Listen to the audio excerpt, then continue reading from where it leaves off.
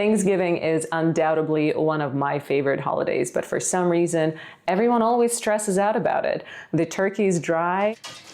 No! What? It's Sunday! And Karen is arguing with the mashed potatoes, and you just realized you forgot to buy wine. Wait, what? You... But don't panic, because I am here to save your Thanksgiving and your dignity. Welcome back to my Wine Diary, everyone, your weekly source of wine entertainment and education. So if you're not subscribed to my channel yet, please make sure to subscribe by the end of this video. Today we're talking about how to pick your perfect Thanksgiving wines, even if you're standing in a grocery store 30 minutes before your Thanksgiving dinner begins. So let's go ahead and jump in. First of all, what a sad world would that be if there was no wine? Quite honestly, I have no intention of stopping drinking wine anytime soon. This is for fun only. Thanksgiving is a food tornado. You've got turkey, stuffing, cranberry sauce, gravy, mashed potatoes, marshmallow topped sweet potatoes, and let's be honest, you'll most likely overeat and regret some of your food choices. But the real problem is that there's not a single wine that will match every single dish on your plate. So the goal for us here is to not achieve perfection, but rather harmony. Kind of like your drunk uncle singing karaoke with that new boyfriend that you brought to the party.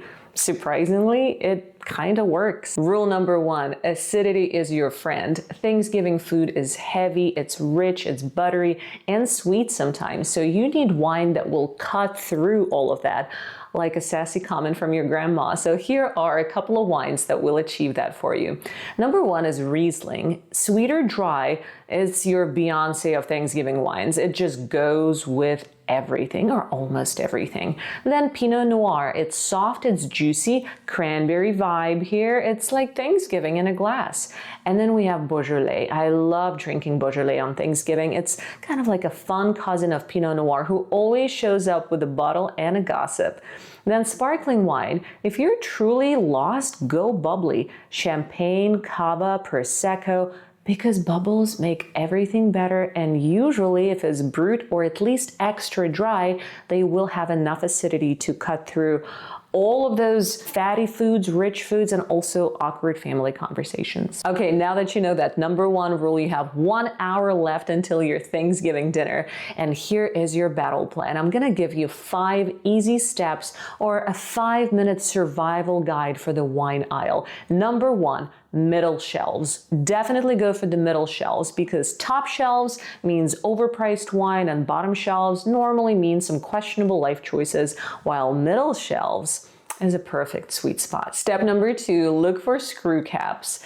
No corkscrew, no problem. You will look so much more efficient, because trust me, if you're attending a Thanksgiving dinner at somebody else's house, some households don't have corkscrews, or things get lost during Thanksgiving because things are just super hectic. So look for those screw caps. Step number three, check the back label. If you see the words like bright, fresh, crisp, and zesty, then this is your good sign. Grab those wines. And if you see the words like bold, oaky, or tannic, that might just clash with your Aunt Linda's cranberry sauce, so stay away from those wines. Step number four, don't buy your wines for the turkey, buy for the sides, because turkey is kind of like a blank canvas.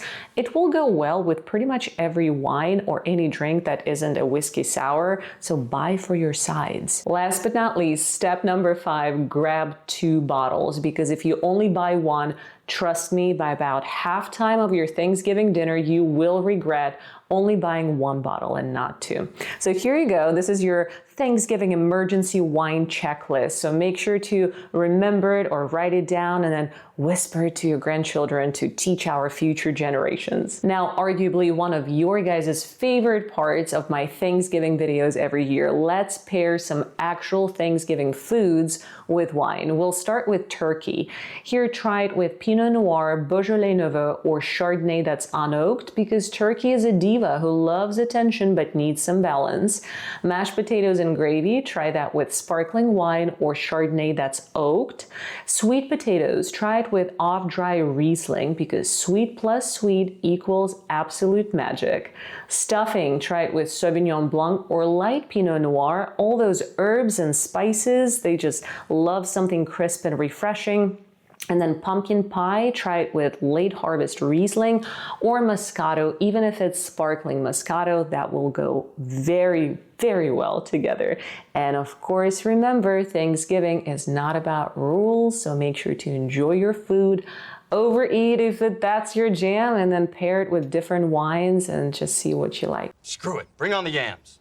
Well, but you've worked so hard. Yams! Okay.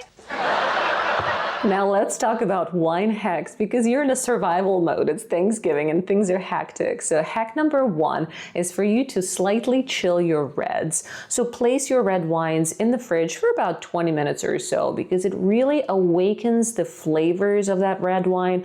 Plus, it keeps your guests from complaining that the wine is too warm. Hack number 2, if you don't have a decanter, use a blender instead. Yes, you heard me. I know it's Thanksgiving. Things are hectic, and sometimes a household, if you're attending a party, may not have a decanter. So some wines truly can use some aeration. So plop that wine into your blender, pulse it for about 5 seconds, and boom, instant aeration. Hack number 3, serving on a budget, then mix your high and low wines.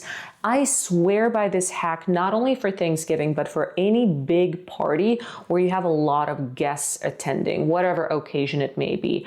Here's the thing. You want to start your party with wine that's just a little bit more on a higher end, because guests are just sober or more sober to recognize the quality of the wine. Now, as you move along through your Thanksgiving night or any party, first of all, you have a lot of people, so it's just very expensive to keep serving expensive wine, and people tend to get tipsier as the night goes on. So a lot of times, if not all the time, your guests won't even notice if you will switch or downsize to a wine that's just slightly less of a quality than the first one that you served. So use this hack, and if you have a decanter, you can pour that cheaper wine into a decanter, and nobody will probably even notice that you switched or that the wine is any lesser quality than the first one was. Now, of course, I'm not calling for you to start serving your guests super cheap, awful wines, but if you're serving on the budget,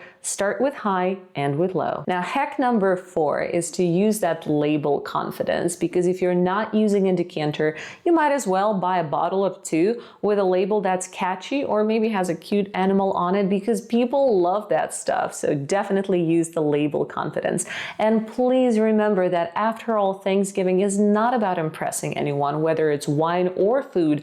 It's all about enjoying the company. It's about sipping some delicious wine and eating some incredibly delicious food, and hopefully getting along with your family and having some fun. Okay, if you're still watching, I am graduating you from this video as an official family sommelier, and I want to give you 5 ultimate wines that will save any Thanksgiving, and frankly, not even save. They will make a Thanksgiving wonderful when it comes to wine and food pairing. So here are the 5 ultimate wines that you may ever need for your Thanksgiving dinner. Number 1, sparkling wine like Cava, Prosecco, or Champagne. Start festive, stay happy. Number 2, Pinot Noir or Beaujolais, the red that loves everybody. Riesling is number 3. Try the off-dry one. It handles the chaos like a pro. Number 4 is Anouk, Chardonnay, or Sauvignon Blanc, because it cleanses the palate and saves your soul. And then number 5, something sweet for dessert, because pie deserves some respect too.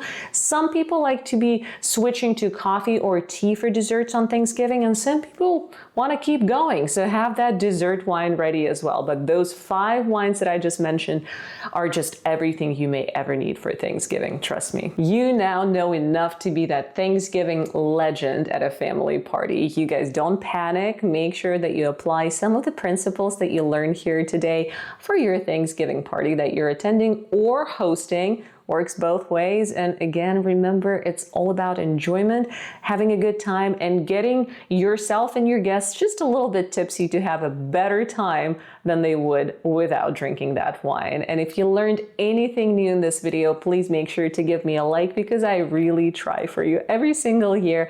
And then if you're not subscribed to my channel yet, then what are you doing? Go ahead and subscribe. I'm here every single week giving you some wine entertainment and wine education as well. If you have any ideas ideas for my future videos that you'd like for me to fulfill, then drop them in the comments down below. I always answer those comments. I always chat with you. And this is it. I hope that you'll have a wonderful Thanksgiving party, whatever you're doing, and whoever you're celebrating with.